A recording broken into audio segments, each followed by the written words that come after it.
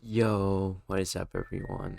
Today we are doing part 5 for What If Naruto was Grimmjow's reincarnation. Now, last time we had left off was right at the beginning of the third part of the tuning exam, like the finale, and pretty much the fight placements were going to be Naruto versus Neji and Sasuke versus Gaara.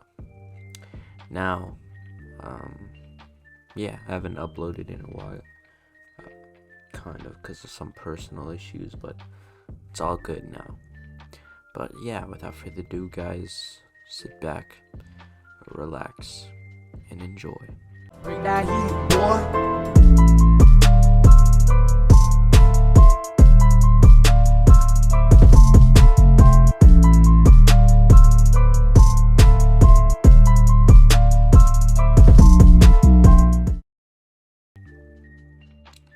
So, we resume this what if as Naruto would be in the field, his katana and his sash, and him in his outfit, his newly attained outfit.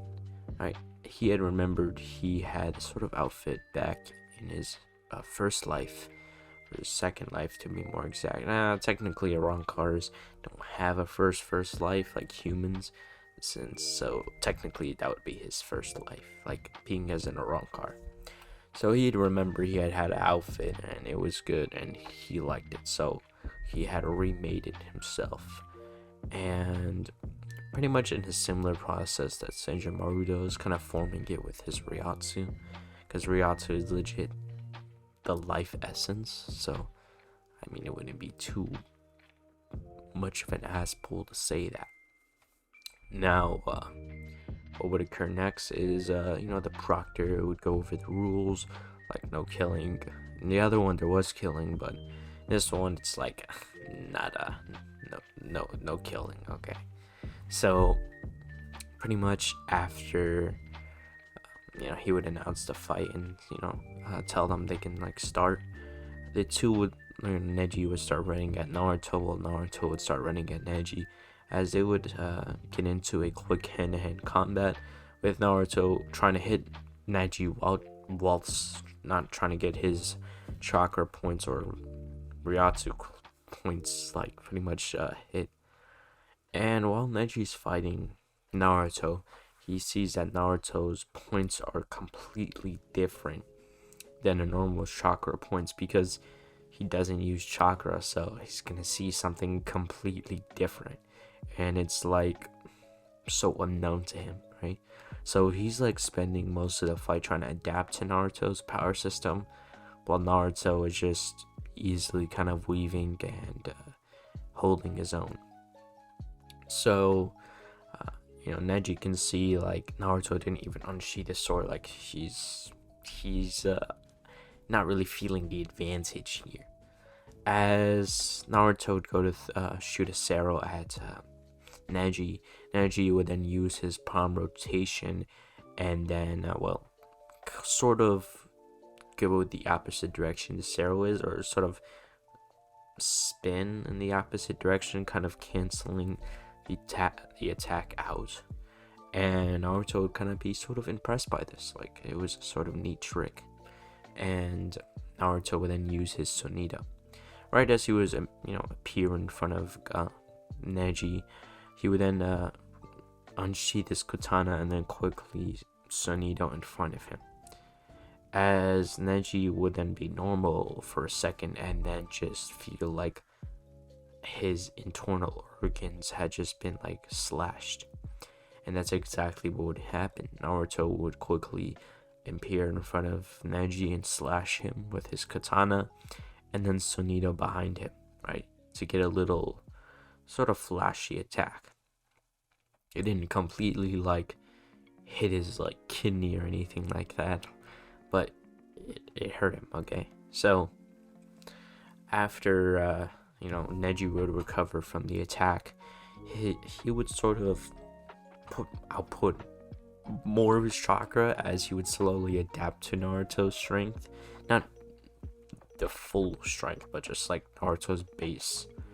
And he would sort of actually put up a good fight using his rotation and his 64 palms and Koish in tandem.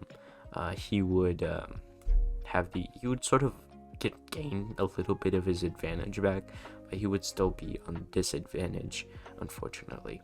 But after, he would pretty much use all of his cards. Like Naruto, I pretty much gained knowledge on all of his techniques, or techniques he had used throughout the battle.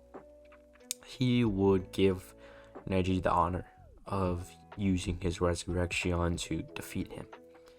As Naruto would then unsheath his sword again, and he would then run his hand through the rod of the blade, before he would then say, "Grind, Panthera."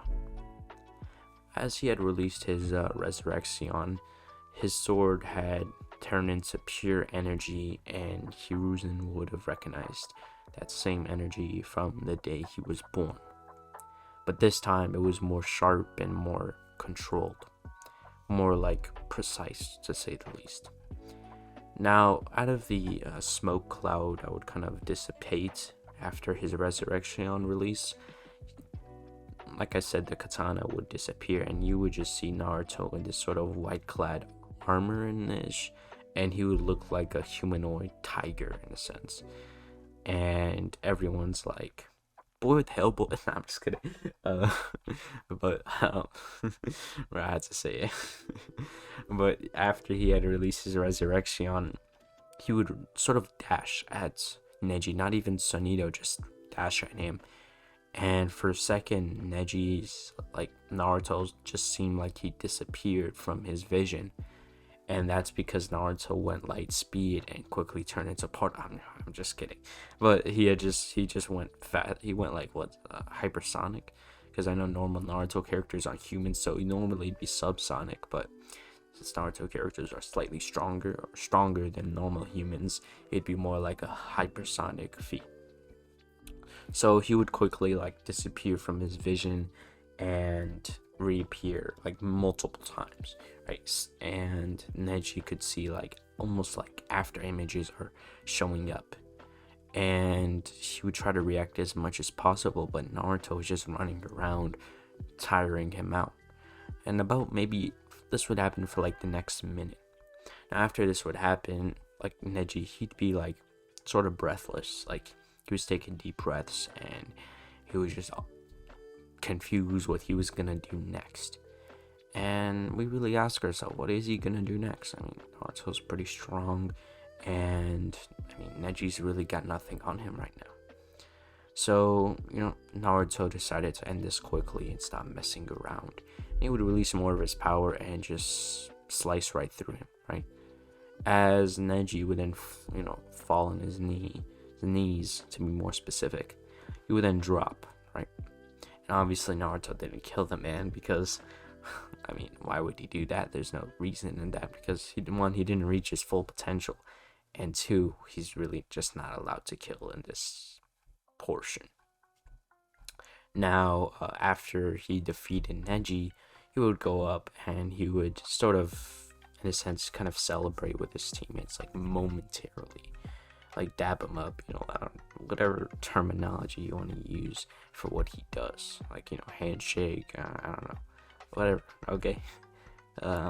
And it'd be the next fight. Right? Obviously, the other fights would go relatively the same. Shino versus Kankuro. Kankuro would forfeit. Tamari versus Shikamaru.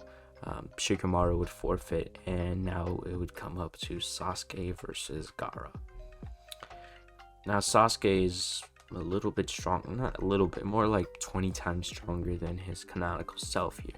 He has the 3-2-1 Sharingan, he can use the Chidori more consistently. Just overall, he is just superior to his former self, or his canonical self. So, he's also is a bit more resolved, and he would go into the arena as he stands there, looking at his opponent Gaara, as Gaara is preparing himself, just ready to crush Sasuke. He's just imagining Sasuke in his like getting crushed by sand, right, and just blood splattering everywhere. That's something he imagines before fights, okay? I mean, not specifically Sasuke, just any of his opponents. So once the proctor would start the match, Gaara would then release the sand from his gourd as he would start doing planned attacks, like at some point, right, waiting a few seconds, sending another barrage of sand and just regenerating his sand, because one, he has Shukaku in him, and two, well, there's a lot of sand. You can make like the properties of sand, like he sort of, one, with his magnet release, he can just attract that sand to him. Obviously there in Konoha there's not as much sand, but he can just attract as much as he can. And also Shukaku, right, he's legit made out of sand, so he would be sending everything at him. As it seemed like he got him, right, he had made a sort of sand arm and like crushed him, and Sasuke would turn into lightning, right? And as you know, lightning, what lightning does to sand, let's just say whenever the Flash throws lightning at a certain sand villain, if you know, you know, he legit turns into just glass, okay? So the arm would start to harden, right? And then it would just sort of crinkle and then shatter into pieces of like marble. It seemed like marble like substance. And after that, like Gaara's like left arm, right, it would just kind of be gone, and then it would just start to regurgitate a new one. Obviously that's sort of mostly his sand, and then just Shukaku's like chakra. Now, you know, like he would see his own blood, and that's not Sasuke using his Chidori yet, so we can see how much stronger he is from his actual canonical self. I guess it's just kind of an improvement to his character, and just shows how much mature he's become. So Gaara would then start to become more bloodlusted and going into his partial transformation. And once he does so, Sasuke realizes, right, he starts to, you know, harden himself, and that sounded sus. Don't take that out of context. And he would then start to run back onto the wall. Now Gaara's doing a bunch of hand signs, and he's like surrounding himself into a sphere of sand, and Sasuke's like, this is the perfect time, right? He could then, you know, pretty much put as much chakra into his eyes and his arm to charge up the Chidori, as lightning would slowly start to encompass his hand and his arm, and he would then use the Chidori. As he runs down the wall towards Gaara, he's gathering as much speed as possible. As he's doing so, he starts to feel like the lightning can be manipulated, and he's sort of like gaining a realization of what he can do now. So he would then unsheath his katana, right, encompassing it with lightning, like just naturally and instinctively, as he had ran through and like swiped down pretty much vertically, and it split the sand spear in half, and it pretty much hit, like split right through the top half of Gaara, like, but you know, something weird would happen. You would expect like just be a bunch of blood and everything, and you can even see his brains, but like something really odd happened. He just turned into sand, and his blade was stuck into his corpse or sand clone, I guess you can say, as it would start to harden, right? As he's sort of stuck there and his blade is stuck there, Gaara would then come from behind him, as he had his Shukaku arm, like the partial transformation form, and he would swipe his arm at Sasuke. Sasuke would then duck, you know, releasing his katana while it's pretty much stuck in there, as he has to fight, you know, Gaara hand to hand. I mean, he also has his jutsus, but he doesn't have his blade anymore. So he would then go through a few hand signs and release a fireball at Gaara. As it goes for Gaara, Gaara would then cover himself with sand, as the sand would then get hit by it, as obviously his armor isn't penetrated yet. So Sasuke would have used this as a decoy, as the sand and the fire would have sort of created like a sandy, misty substance, right? As Gaara really doesn't have as much good sight as Sasuke, and that's the advantage Sasuke has here with his Sharingan. As he appeared right behind Gaara with the Chidori, right, as he would swipe at Gaara's chest, as it would pierce, like cause a hole through the left side of his body. As once he would do this, right, Gaara would then still be standing, and the sand would start covering, and due to the injury that Sasuke gave him, he would lose to like not Shikaku, but he would lose his control over himself, and Shikaku would possess him or take over like he did, as he would become like the full transformation to the tailed beast. As he's becoming more like into Shikaku, literally he's transforming into Shikaku like in the arena. This would be the signal for the attack. But something would be different with their leader, Orochimaru, to be more specific. Now, their leader had done something before he had started the invasion. Even a few days before the finale, he had taken out the Akatsuki and taken everything he could. And the only person who had survived was Itachi. So we will now be going over that. Now we sort of flash back maybe 2 weeks, 10 days, something along the lines of that, as Orochimaru is in his lab, as he tells Kabuto if it's ready yet.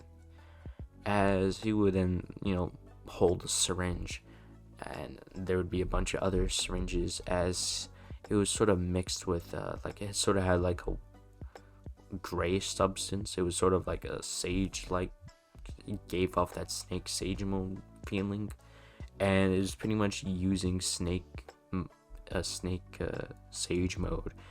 sage mode pretty much takes in chakra or life energy, not life energy but natural energy from the air to then make sage mode. Pretty much Orochimaru manipulated this to take chakra, and he can pick who to take it from. So he was going to use this to take the chakra of the two immortal beings first, Hidan and Kakazu, and just get stronger from there, right? As he's standing outside the Akatsuki hideout in the rain, and he knows he's already detected because the rain is like, once the rain hits you, like it's like a detection system, pretty much. So he's waiting, getting ready, as all the 6 paths of pain suddenly appear. And let's just say he off-screens them. Okay, he pulls a Yhwach versus Kenpachi, right? And he just absorbs them. Or he can't absorb much. They're legit dolls. I mean, there's no actual life essence there. And he would use the rods to then go back to Nagato. As once he would make it into the tree, or where Nagato resides, he would be like Konan would get ready to fight him, as Konan would then use her paper bombs and pretty much distract him towards the ocean per se. She would then split the sea open, regretting not having used this on someone like Obito or Madara, to be more specific. And she would use it on Orochimaru, as there'd be loads of explosion, let's say that, right? And the only reason Orochimaru actually survived was because of the fact that he absorbed the little chakra that the 6 paths have, and the fact that he's just immortal. He would have most of his men there who have the second stage of the curse mark, so if needed he can just regurgitate himself from one of their curse marks, and specifically Kimimaru or the Sound 4, or any of the other Sound 4. And he had contingency plans, to say the least. So he'd make it through the Akatsuki and absorb Nagato finally, and not really, unfortunately, gaining the Rinnegan, because obviously, as we know, Madara had sort of or not as we know, but Madara had a contingency plan for that. Just in case if any of the members betrayed the Akatsuki, he would either be there to fight them or put a seal on the eyes of Nagato, right? And obviously, like, sort of like how Batman has a sort of security system on his mask so nobody can just take it off. So that's why Nagato couldn't just rip out his eye, right? Because he is that same person. It kind of feels weird explaining it, but when Orochimaru went to go like rip out his eye, it like there was a sort of a seal on it that would stop him from taking it. Honestly, I don't know why I just came up with this. I just felt that was a pretty good idea. It's sort of like how the Hyugas did with the cloud, sort of. And I feel like I should use this idea in this context, which, I mean, it is what it is. So after he would absorb everyone's chakra, with his immortality, his body would just sort of mutate into like almost like a monster like Remy in a way, right? Like it was, let's just say, he really got stronger. Like he transcended, to say the least, like above all ninjas. And after this, he would then spend the next few days studying and pretty much pulling prep time here, right? Getting ready to fight Naruto, Hiruzen, and Sasuke. So Itachi not being there at the time, because one, I need Itachi in this story, and two, he usually isn't around the rain base a lot. He's just in other regions mostly, because he's sort of like the intelligence of the Akatsuki going out on recon missions. Like he's rarely in the actual Akatsuki base. And also the fact that Obito had suspected he was a spy for the Akatsuki, so he just didn't keep him around as much, didn't want him to gain as much information as someone like Pain or Konan could. Not that he didn't have any information at all, just specifically on the Akatsuki hideout. So now Itachi coming back, and he would see like everyone's just like dead, like he had no reason to be here anymore. He would go back to the Leaf and he would report to Hiruzen on what happened, and he could sense like who did this, and that it was like it had all the hallmarks of Orochimaru. So now that we go back to the Orochimaru is pretty much standing there and in his mutated self, as the whole invasion thing, I guess you can say, Naruto and Sasuke, they'd be up against, Gaara. Oh my god, my brain just turned off there for a second, and now we'll be going over that. So Shukaku had completely taken over his body as he'd standing there in his huge form, like his normal form, and he's like talking a lot about being free and everything like that. As Sasuke is sort of seeing this, right, seeing the power like Shukaku had, like the chakra, he sort of felt intimidated until like Naruto would like stand next to him, right, as he'd sort of feel a bit of confidence because Naruto's there, right? So they could 2v1, like sort of like the power of numbers. So they'd be ready as Naruto would then unsheath his katana, being back in his base form, to save as much Ryatsu as possible, while Sasuke went into his 3 Tomoe Sharingan. While looking at Shukaku, Sasuke had gained an idea. He had used lightning to then harden Shukaku, so he had an idea. He would whisper something to Naruto, and Naruto would nod his head as Sasuke would raise his hand to the sky.